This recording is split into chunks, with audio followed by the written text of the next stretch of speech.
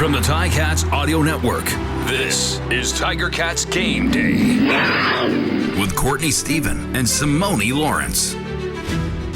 Welcome to Tiger Cats Game Day on the Ticats Audio Network. It is Friday, October the 4th, and tonight at 7 p.m. it is the Winnipeg Blue Bombers coming into Tim Hortons Field looking for their 10th win against the red-hot black and gold Hamilton Tiger Cats, who are in the hunt for that playoff race. They're pushing for the playoffs, and Simoni, I mean, this team, they're dangerous, coming off a overtime win in BC. How are the boys feeling today?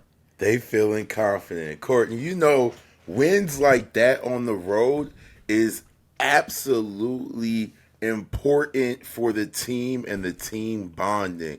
Just imagine being down, thinking that you was going to lose a football game in BC where the Grey Cup is being played, and then you come back, last winning drive, Litre, I may add. How about our boy?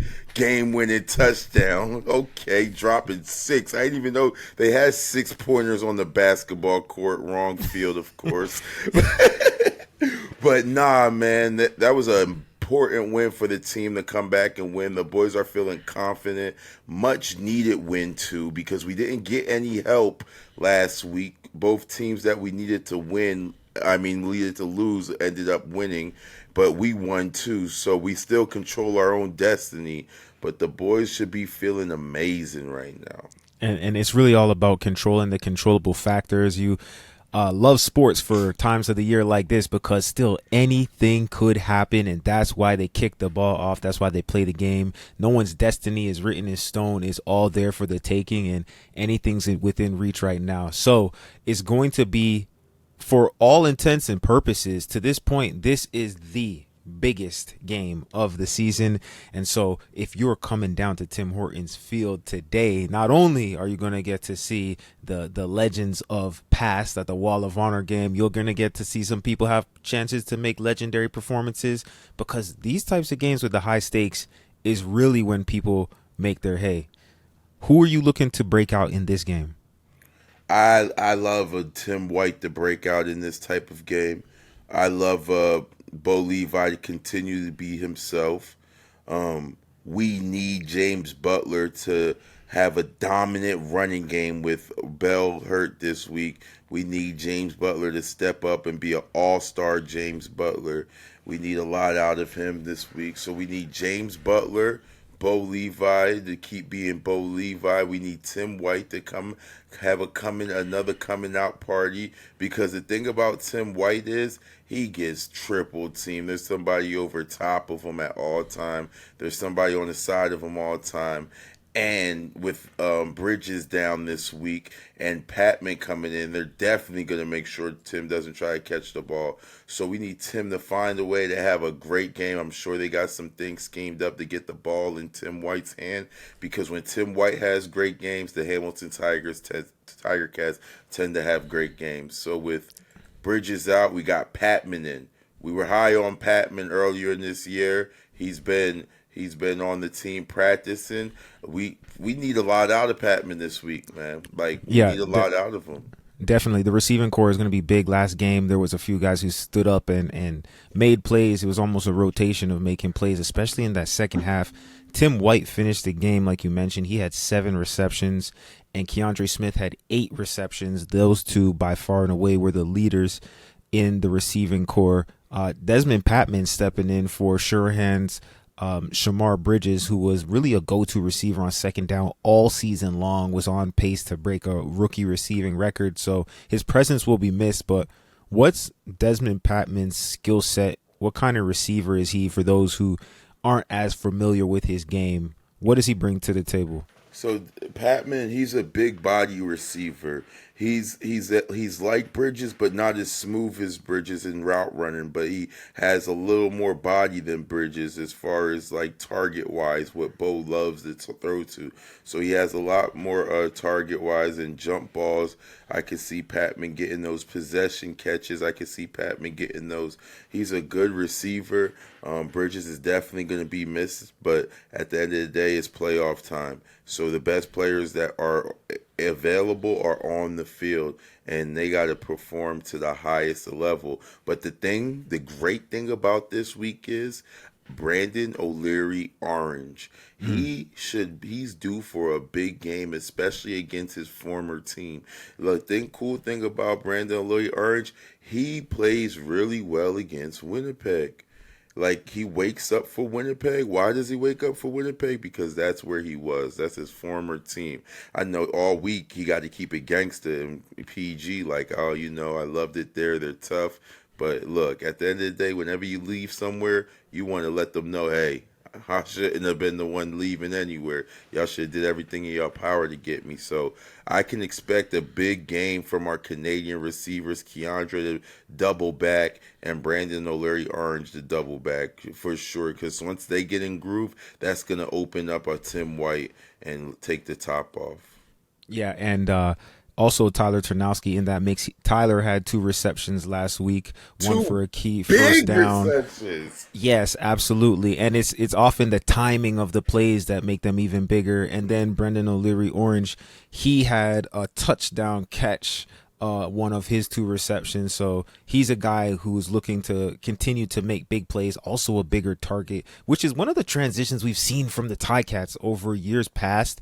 They've really gone from the smaller, shiftier receivers to the big branches, hard to cover even when they're covered receivers. Yep. So, and then you got guys like Tim White who had a great catch in double coverage, just big playmakers. So it'll be interesting to see how the ball spread around. Everybody will get a chance, though. I always forget, but he's not a forgettable person, Steve Dunbar. Because every time he goes under the radar, he does something amazing. So maybe I'll forget again, because last time I forgot he caught a slant all hands and scored a big touchdown for us. But we have depth at the receiver position. So I'm not too worried about it. There's depth at the receiver position, and we should be fine. But the thing is, in this game, Courtney, man, it's the 2 hottest teams in football. Mm-hmm. Winnipeg Blue Bombers is the best team in the West. The best team in the West. And the Hamilton Tiger Cats is the hottest team in the East. You know what I mean? Like last year, Montreal wasn't the best team in the East. They were the hottest team in the East. Right now, the Hamilton Tiger Cats is the hottest team in the East. They are who nobody wants to see right now. And the Winnipeg Blue Bombers, they're hot as fresh grease too. This is going to be a football game to really see where we are really at, because a team like Winnipeg, known to struggle at Tim Hortons football field, man, this is one of them games where it's pull up your socks and come and make a play, because we're going to need all of the plays. It's going to come down to a couple of plays this game, Courtney. Definitely. And a lot of those plays will have to be made on the defense, because the Hamilton Tiger Cats are going up against an offense that is very good, obviously led by Zach Collaros, but then you also got Brady Oliveira in the backfield who, I'm going to tell you the truth, Sim, I feel like tackling in the CFL right now is something that is a skill to be desired, because there's some people who can do it and there's other people who try to do it.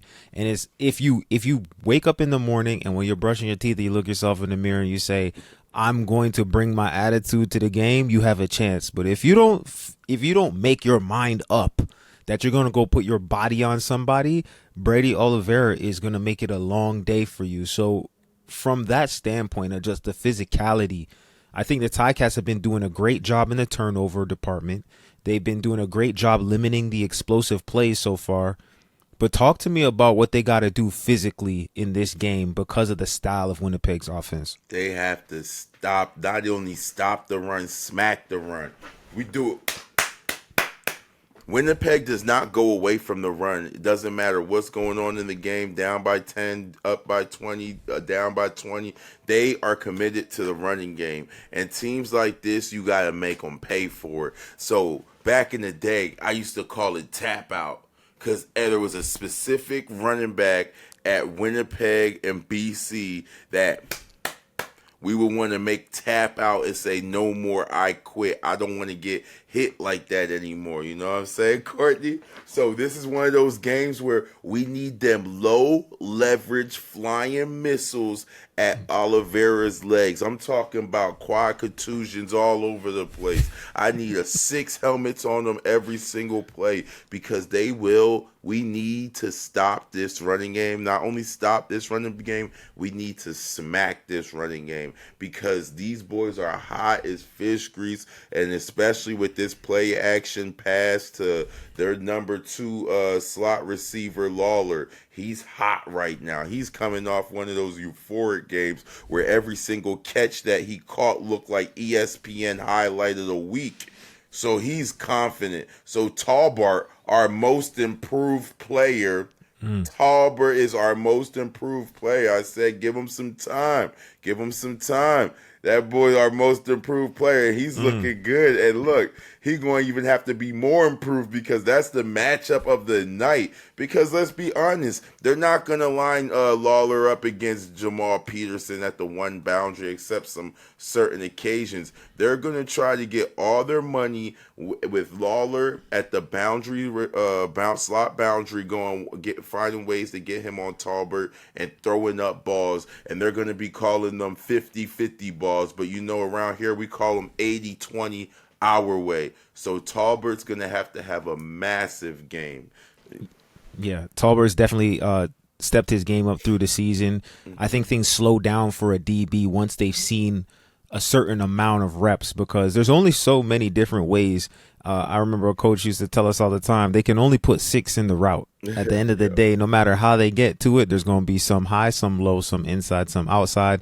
When you pause the film at the end of the play, they're going to have receivers in the same spots. They just get to them different. So once you've seen a certain number of reps, and I think that's what's happening for Destin, is that he's starting to slow the game down so that he doesn't have to move with as much effort all through the game, and he has more left in him for that burst to make the right play at the right time. It will be great to see him up against this matchup, though, because, I mean, it's not only Lawler. They also got Dembski, who can do damage in a number of ways, whether that's, on the jet sweep or if it's on the deep balls. He's just a very fast player who's known to break tackles. So my suggestion to the defense is don't tackle the ball. Tackle the player and let the second person in put their hat on the ball. If we try to tackle the ball, that's a recipe for broken tackles and missed tackles. Yeah, the first person has to secure the tackle because what these boys are good at, what these 2 Canadian kids are good at over there, and Oliveira and Dembski, they're really good at breaking tackles. And Dembski's going to be motioning all over the place, rage motion. And if you ever watch Winnipeg, I call it rage waggle because these boys run to the line like they're getting the ball every single time, whether it's pass or run,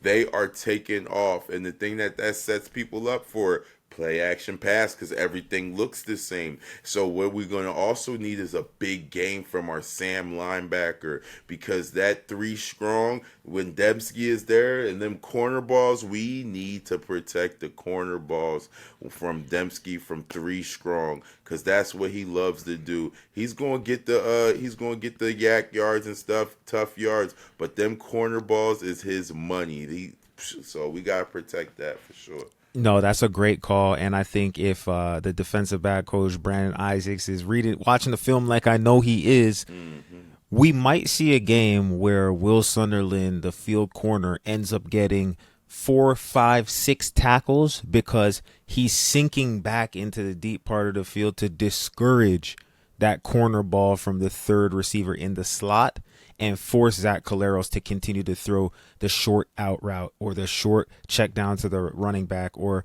that fly and die route where they just sit 5 yards by the sideline. And we'll take that. We'll let them have those 5 yards at a time as long as they don't get those corner balls. The corner balls will kill you if you give those ones up. And the thing about Zach is not somebody that's going to be patient enough to dump because he's going to be like, you know what? Hey, Lawler, just go to the behind the wing, get behind the wheel, and let me just throw these digs. Let me get back in rhythm. So he's one of those guys. He's going to try to force it over our will linebacker with Lawler. You're going to get corners from Dembski, and you're going to get a heavy running game, a potent running game. And on the other side, man, we have to chop Willie J down, get his hands down, because that's his radius is so much that it's in Bo Levi's face before he even says hut.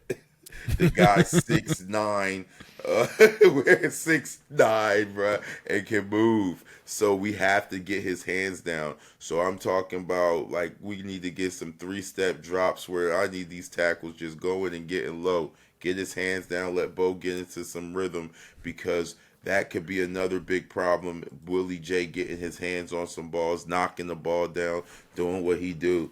But other than that, I think we have the matchup. Big Hill's still down and out.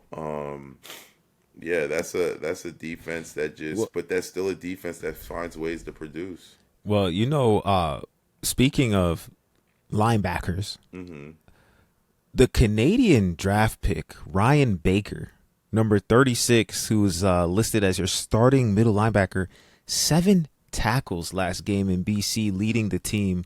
I think that's another candidate for one of the most improved players of the year. Recently, he's been really stepping up and making his contributions felt. The linebackers for the Ticats do a little bit of rotating.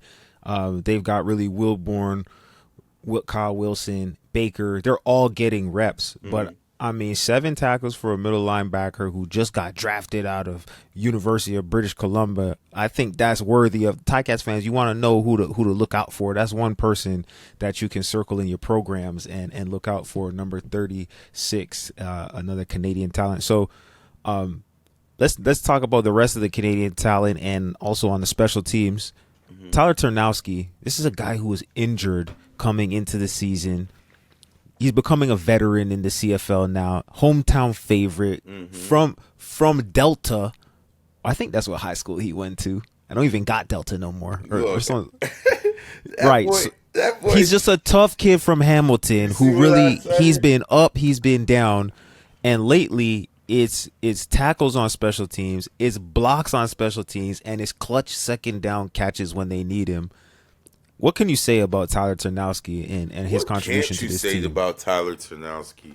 If you go to my Instagram page, Can't Fool the City, I'm going to have to – Tyler bought one of those Stay Solid hats, right? Because there's nothing more solid than Tyler Ternowski. All he does is perform at the highest level wherever he is on the field. He is Hamilton to the core. You put Tyler on kickoff, he's making a tackle. You put Tyler at punt, he's making a tackle. You put Tyler at punt return, he's making a block. You put Tyler at wide receiver when receivers go down, he's catching the ball and getting some yak and key first downs at the back end of the game when we desperately needed it against BC. The guy is as solid as they come. Tyler Ternowski is a football player, and that's what the Hamilton Tiger Cats always can use. When you have a football team, you got wide receivers, you got running backs, you got linebackers, but whenever you got football players like Tyler,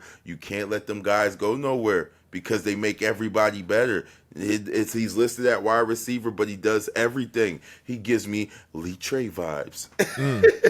Yeah, so on the depth chart, he just listed as FP. Yeah. Football player. You see what I mean? Exactly. Yeah, like Tyler's big time, and he's going to be another one, man, where he's going to have to make his plays, because Tyler's also one of those guys, when Tyler Ternowski makes plays, the whole team gets excited. So we're going to need a lot out of Tyler for sure. For sure. And there's a lot of contributors on the team, I think, sometimes highlighting them for the fans who might not always see the details and nuance of the game. We get so caught up watching the ball, but there's mastery and there's masterpieces being created all over the field. So definitely got to give a shout out there. So as we're winding this one up, I know we talked about the offenses. The overalls have been well documented. Bo is still leading the league in passing touchdowns, passing yards. He's doing his thing. He's been clutch at the end of these games. For the last few games, he's had to go out there with poise, either getting field goal range, drive and score a touchdown, scoring overtime. I sent him a message after the last game and said, I'm starting to think you're trying to rack up game-winning drives as a stat. That's what Bo do, though. Like, that's the Bo I know. I know the game to be close. all the time when we used to play, and then that last drive, he'll find a way to win the game. And that's what Bo needs to do, and that's what the defense needs to understand. Just keep the game within, and then we got a quarterback that can go take them drives, that's extremely confident. I told the world that I was going to put you on the spot this week, Court, and you don't know about it. So we giving out our awards, you feel what I'm saying? Okay. So look, offense.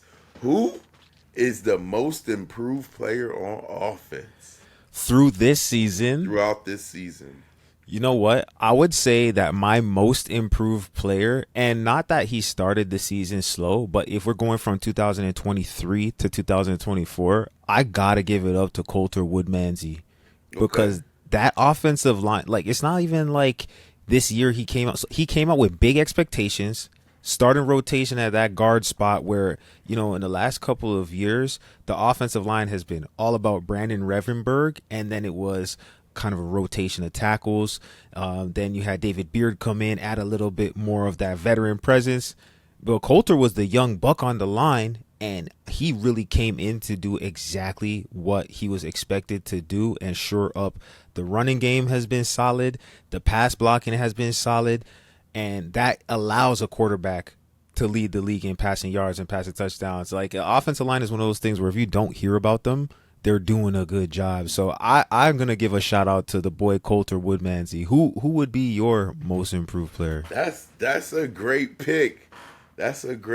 My most improved, I got to stay right with you, Courtney, and stay on that offensive line, because the thing is that they're not most improved because they've always been solid, but they untapped a level that I haven't seen them at. And I would give Coach Gibson to keep getting them boys better every single year, because for them to already be the highlight of the offensive line every year, when you got Beard, Rev, and Colt Woodmansky over there at the guard center in position, those boys are already top of the top. But then they seem to find another gear again. So I got to give it to Gibson getting them boys right. All right. Yeah. They were like Pro Football Focus on a roll like 3-4 times this season so far. Over and over again, which makes completely sense because I love the way Bo's stepping into the pocket and letting the ball sling. Mm-hmm. And I already told you my defense most improved. Talbert, who's yours? My defensive most improved player, I'm gonna say, is Kyle Wilson.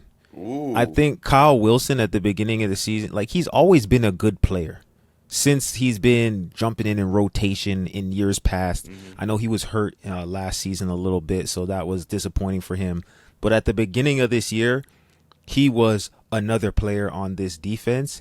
And now he's a guy, when I see a one-on-one tackle in space, he's making it consistently. And that's hard at pro football. One-on-one tackles in space is probably the hardest play to make in pro football. And what you need a great linebacker to do is make that play over and over again. And you know what? He brings the energy too. I think you said Ternowski makes a play and it's contagious. You know, when Kyle Wilson makes a play, he's going to get hyped up, and that trickles down to the other people to let them know what time it is. So I'm going to give a hat tip to Kyle Wilson. The defense was looking for a leader. I think he stepped up in a little bit of some of those ways. He stepped up a little bit, and I think you can count on him when it's short yardage. You need somebody to go make a tackle. You could call his number confidently. Okay. All right. Now, who is the most outstanding player? Let's start on defense. Oh, well, I'm not even gonna mess around. The most outstanding player on defense is Jamal Peters. Yeah. Jamal Peters is different in that, you know, there's a lot of players who they're good or they have good games, and people can have good games or people can have great games, but the best players bring the best out of their opponent because every game they play great. And I'm yet to see Jamal Peters really have a lapse. You know, knock on wood, he shows up against great players on the other side of the ball.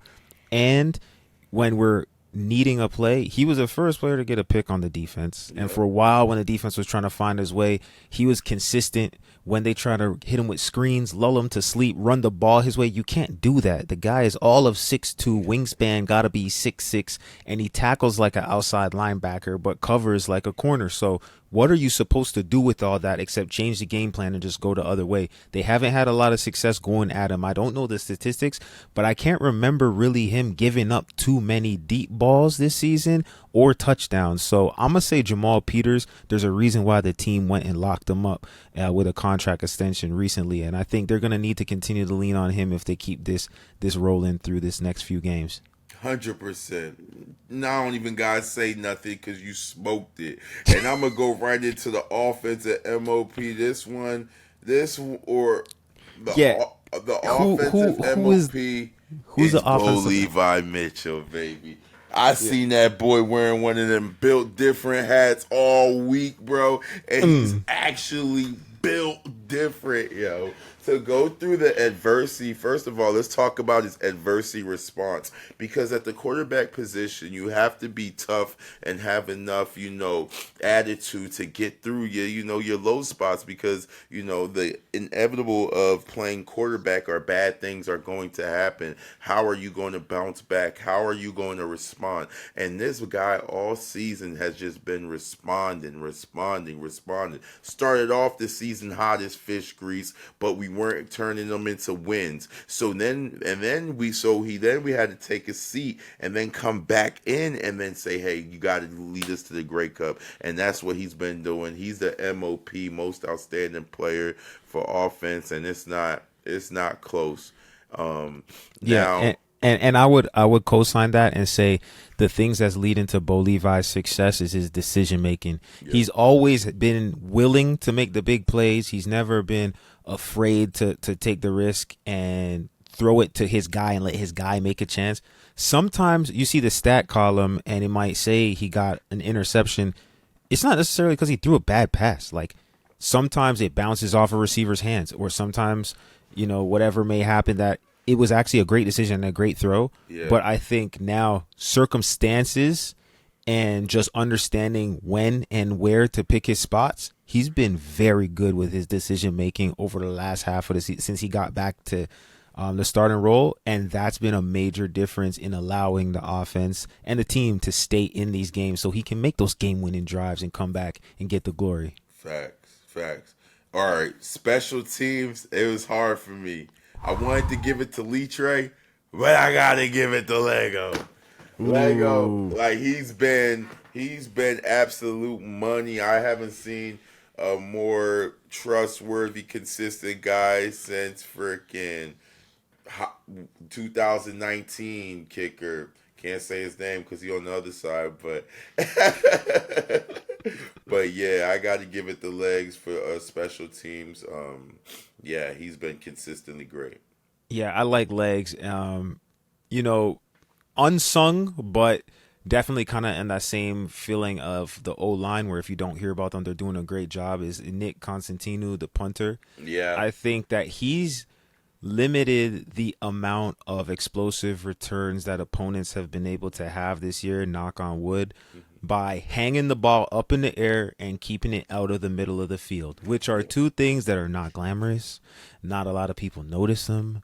But if you're on a special teams cover unit and you're running down and the sideline is right there, it's a lot easier to make a tackle than when the returner's catching the ball between the hashes and they have 360 degrees of options.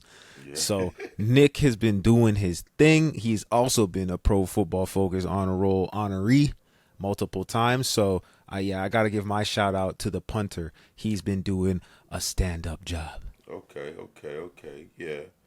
I got a couple things just popped in my brain, but we're going to keep it gangster. You said your brain is insane. So go ahead and hit us with it.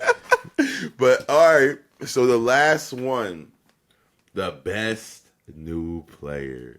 The best new player on offense and the best new player on defense. You know who mine is. He's down this week. Shamar Bridges was on fire this season. I got to give Shamar Bridges some love. He was on fire this season. He is worth the price of admission to go watch day in and day out. Catches, passes, catch radius, nasty. But boy, that boy Bell is something serious and dangerous. I was sitting there talking to Jamal Peters the other day, and I'm just like, bruh, he is nasty. And he like, yeah, bro, he for real, for real. Like, you know what I mean? Like, he's worth the price of admission for sure. Yeah, I agree. Greg Bell is definitely a game breaker. But I would give it to Shamar Bridges just because his body of work is larger. He took on the role of a vet starting receiver. He was just reliable out the gate. You know, I think he had one drop in that first game of the year in Calgary that he wants back, and it's almost as if he painted that picture in his locker and stares at it every single day because he never had another drop like that since. But you need somebody to have that edge, that competitiveness, that bounce back. And it's been great to see him have a strong season. I think he's only going to build on. I don't think that he's peaking early. I think that is something that he can come back and build on. So that's a great one for me is Shamar Bridges. Okay. And on defense, I gotta give it to Talbert. Because he sneakily had a great season. Like, at the hardest position.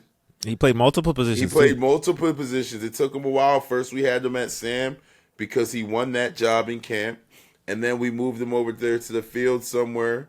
And then we moved him to boundary where he locked in and sat in over there with Jamal Peters and has been playing great football. These past couple games, he's been playing great football. Couple interceptions I want to see him get. But overall this season, that's the most improved player is the best new player on defense. What do you think? Ooh, I mean, if I could give another award to the same person who already got an award, I would just give the best new player award to Jamal Peters again because he's also new. He's probably the best player on the entire defense, to be honest. Oh yeah, he is 1,000,000,000%. Yeah, he's great. 1,000,000,000%. I will also shout out, but Talbert. new player like rookie. Oh, okay. Yeah, okay. Like, not not new to the team. Young bull. Okay, best young bull on the team. Okay, got you. See, that's different. Yeah, then it got to be Talbot then, because you got experience all around. I think there's a lot of guys who've been doing their thing. I think Trayvon Mason he had potential if he got more PT. Yeah. Because when he did get PT, he's making an impact for sure. Yeah, he's a dog. I like Trayvon a lot. Yeah, and if I'm going to go with my original thought of best new player to the Ticats that's not named Jamal Peters, I will go with Dwayne Hendricks because one thing that we didn't talk about a lot this season is Ted Laurent left the Ticats. That's a big hole to fill. Like, that's a big hole. The Haitian Rip? Like, come on, man. And a guy like Ted had been a staple on this defense for so long. You think about, man, losing key players. Simoni Lawrence is not in the locker room. Ted Laurent is not in the locker room. What are you going to do with that front seven, that front six, And then they brought in that boy Dwayne Hendricks to play next to Casey. And the production across that D-line, they rush in unison. I think he's been adding a lot of toughness to that line, holding his own, making his sacks when he gets them, but then again, pushing the pocket and creating pressure for opposing quarterbacks. So I like Dwayne Hendricks too. He needs to get his flowers. We don't talk about him enough, but that just means because he's doing his job. Not only is he holding it down on that defensive line, he has also took a vocal leadership role as well. Seeing him around talking to the boys and getting the boys right, keeping them right, staying them up, keeping them up. So he's taking on a leadership role as well. So big shout out to Hendricks. Yeah, team's getting hot at the right time now. We hot in fish grease, so we gotta stay hot. Yeah, and what else they say? It's there's no rookies at this point in this season. Like, Nah, everybody rookie season over, you know? Like everybody rookie season is over. Everybody about to start getting the same checks when it get cold out. So you kick that rookie stuff to the side.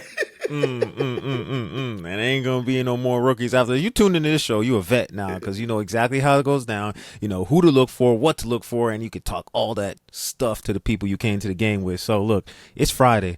It's Friday night football tonight. Ooh. Come on. Thank God it's Friday. We've been waiting all week. It's October 4th.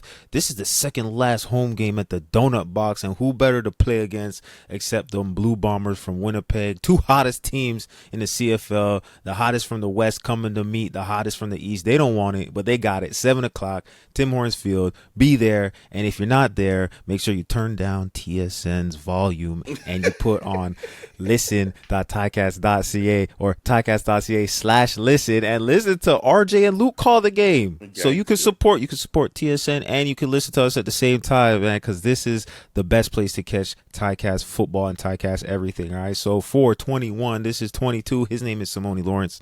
My name is Courtney Steven. And what'd they say again, Tim? Man, I'm so hungry right now, but I had to get to the money. So, like, me even talking about this sandwich, how life is like a sandwich, my boy. Whichever way you flip it. The bread come first. Even though I'm hungry, I had to come get the bread. Yeah. Man, appreciate y'all tuning in. Until next time, have a great game day.